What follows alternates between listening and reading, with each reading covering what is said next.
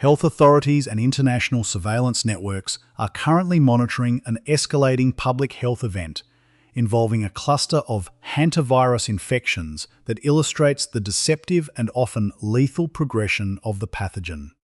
As of May 2026, the World Health Organization and the European Centre for Disease Prevention and Control have confirmed a multi-country outbreak linked to the Andes virus strain, a specific variant of hantavirus primarily found in South America. The situation gained international attention following a series of severe respiratory illnesses and fatalities aboard a Dutch-flagged cruise vessel, the MV Hondius, which had been navigating the South Atlantic. This incident underscores a primary characteristic of hantavirus: its ability to masquerade as a common viral infection during its initial stages. Clinical reports indicate that the virus typically begins with a prodromal phase, where patients experience non-specific symptoms such as fever, fatigue, and muscle aches, often concentrated in the large muscle groups of the thighs, hips, and back. This silent strike phase frequently leads to delayed diagnosis, as the early clinical picture is indistinguishable from the common cold or seasonal influenza. However, for those who develop Hantavirus Pulmonary Syndrome, or HPS, the condition can transition with alarming speed into a life-threatening crisis. Within days of the initial malaise, the virus attacks the vascular system, causing the capillaries in the lungs to leak fluid into the alveolar spaces. This results in acute respiratory distress syndrome, where the lungs essentially fill with fluid from within, leading to severe hypoxia and, in many cases, cardiovascular shock. Unlike most hantaviruses, which are transmitted exclusively from rodents to humans, the Andes virus involved in the current 2026 cluster is notable for its documented potential for limited human-to-human transmission, particularly among individuals in close, prolonged contact. This unique characteristic has shifted the focus of global health surveillance from purely environmental exposure in rural settings to the logistics of international travel and maritime health safety. The current case fatality rate in this specific outbreak has been recorded at approximately 38%, highlighting why infectious disease experts remain highly vigilant despite the relatively low number of total cases compared to more common respiratory pathogens. The framing of this event is clear. While hantavirus is relatively rare, its high mortality rate and the narrow window for effective supportive intervention make it a priority for public health agencies worldwide. The core developments of the 2026 Andes Virus Outbreak Center on a complex international tracing effort involving health agencies in the United Kingdom, the Netherlands, Argentina, and South Africa. The timeline established by the World Health Organization indicates that the index case experienced symptom onset in early April 2026, while the vessel was in transit. The progression of the cluster has been documented through the lens of rigorous laboratory testing and epidemiological investigation. Initial diagnostic efforts utilized extensive respiratory pathogen panels, which returned negative results for common viruses, prompting more specialized testing. Confirmation was eventually achieved through polymerase chain reaction, or PCR, and viral sequencing conducted by the National Institute for Communicable Diseases in South Africa. These laboratory findings were pivotal in identifying the specific Andes virus genotype. As of the second week of May, the surveillance data confirms 8 total cases, including 6 laboratory-confirmed and 2 probable infections.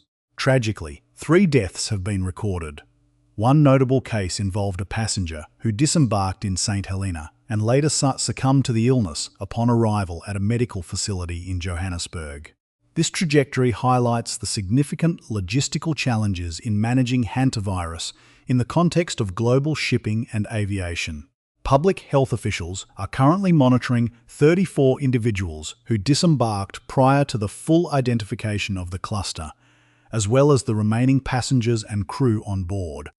Clinical management for those affected has shifted to specialized intensive care units, as there is currently no approved antiviral treatment or vaccine for hantavirus. Treatment remains strictly supportive, involving mechanical ventilation and careful fluid management to navigate the phase of pulmonary edema. Reports from the European Union's early warning and response system suggest that the risk to the general global population remains low, but the risk to those within the immediate chain of transmission is considered moderate. Agencies are carefully contrasting the initial claims of a routine respiratory outbreak with the verified molecular data that points toward person-to-person transmission within the ship's confined environment. The involvement of the Netherlands as the flag state and the UK as the reporting entity under international health regulations demonstrates the high level of coordination required to contain a zoonotic pathogen once it enters the sphere of human transit. Prevention and public guidance for hantavirus remain centered on a combination of environmental control and heightened clinical suspicion in medical settings. For the general public, the primary defense against hantavirus is the mitigation of rodent reservoirs. Most hantavirus infections occur through the inhalation of aerosolized viral particles found in the urine, saliva, or droppings of infected rodents, particularly the deer mouse in North America and various long-tailed pygmy rice rats in South America. Official health guidance stresses the importance of integrated pest management, sealing entry points in homes, using spring-loaded traps, and maintaining clean food storage.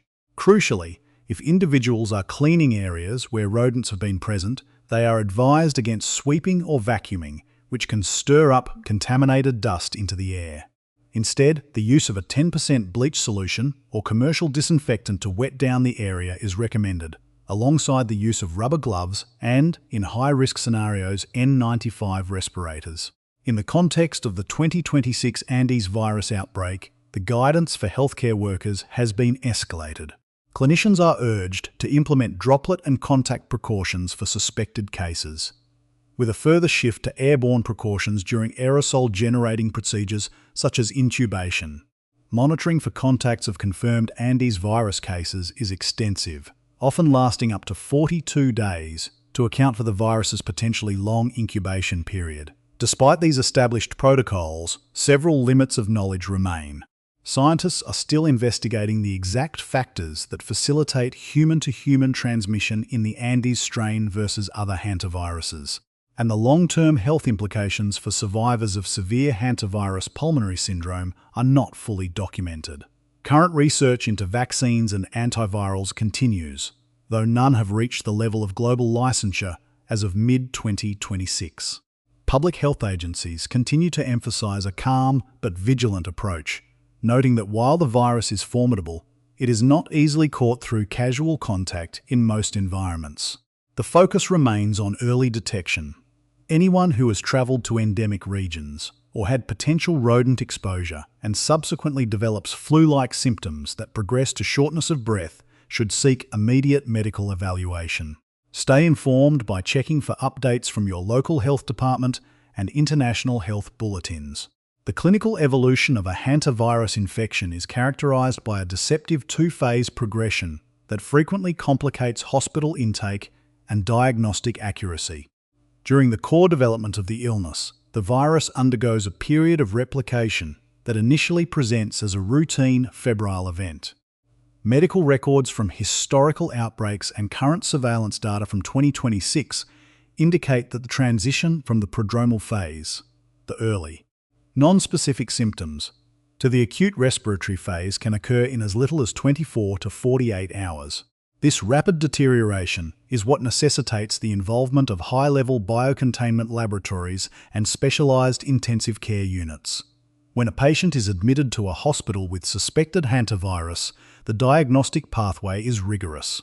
Initial blood work often reveals a triad of findings that serve as red flags for clinicians: thrombocytopenia, or a low platelet count, an elevated white blood cell count featuring atypical lymphocytes known as immunoblasts, and an increased hematocrit level, which indicates that fluid is leaking out of the bloodstream and into the surrounding tissues.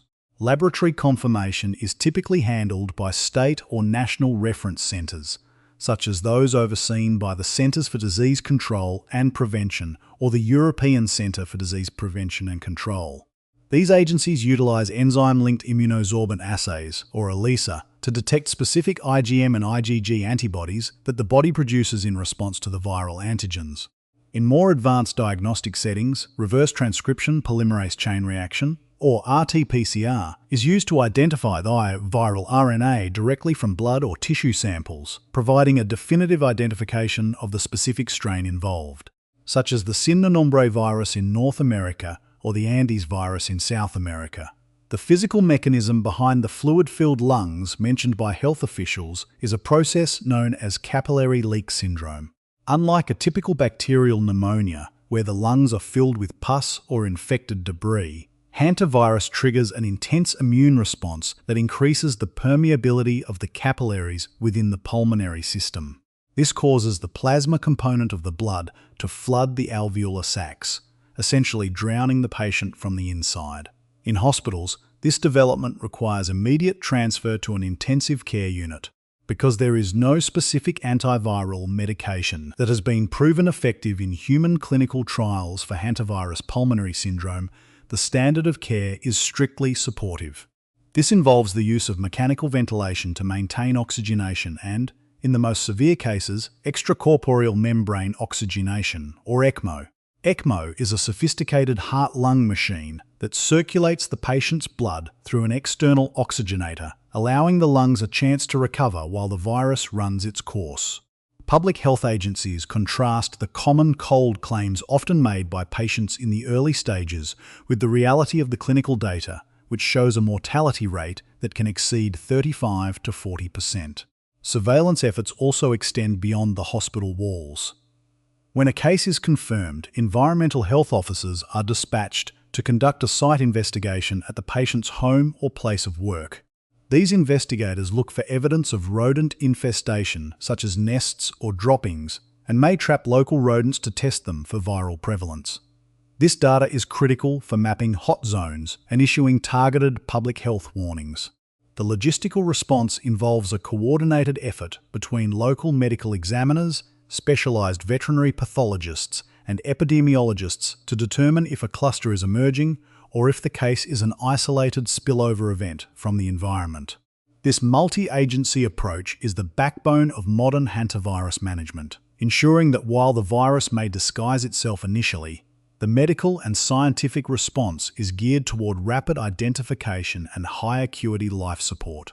The prevention of hantavirus infection rests almost entirely on the disruption of the interface between human habitats and rodent reservoirs. A task that public health agencies emphasize requires both precision and caution.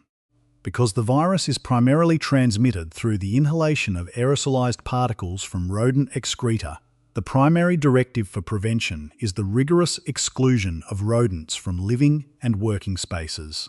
Official guidance from environmental health departments suggests a three-step approach: seal, trap, and clean.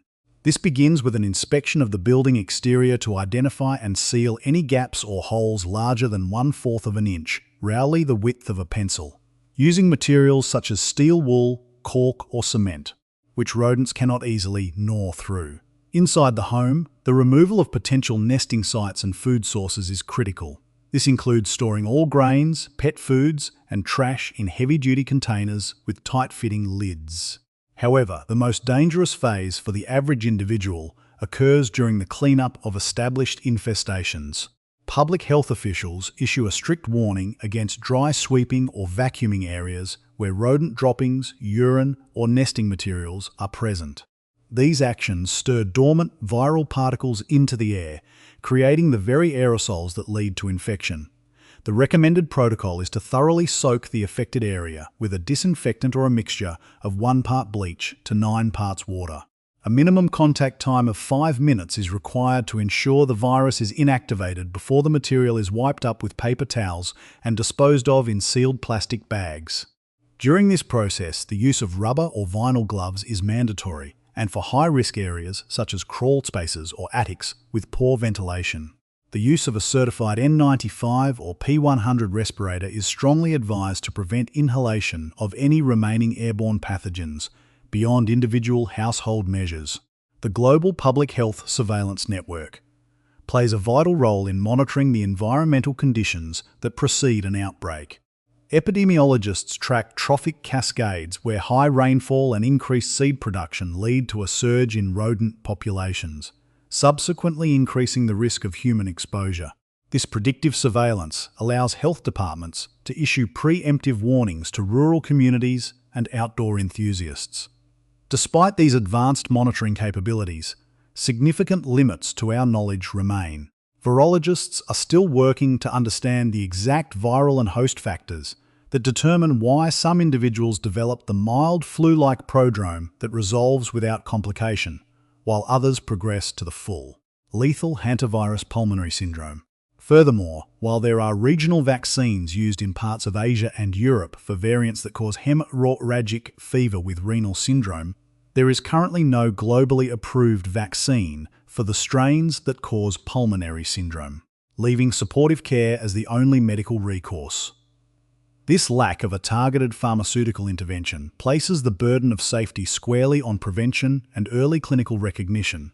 The practical takeaways for viewers are clear. Respect the potential hazards of rural or long-term storage environments. Use wet cleaning methods for any rodent-affected areas and monitor your health closely for 2 to 6 weeks following any potential exposure. If a high fever and muscle aches are followed by even a slight difficulty in breathing, immediate medical consultation is necessary, specifically mentioning the possibility of rodent exposure to the attending physician. Ethically, reporting on hantavirus requires a balance between acknowledging its high mortality rate and recognizing its relative rarity. While the silent strike of the virus is a legitimate cause for clinical concern, it is not a reason for public panic, as the virus does not typically spread through casual human-to-human contact in most global variants. Public health reporting serves its highest purpose when it transforms fear into actionable knowledge. By understanding the mechanisms of transmission and the necessity of environmental hygiene, individuals can significantly mitigate their risk. As surveillance continues and our understanding of hantavirus genetics deepens, the goal remains the total prevention of spillover events through informed community action and robust public health infrastructure. For more updates on emerging health threats and global surveillance, consider subscribing to this channel.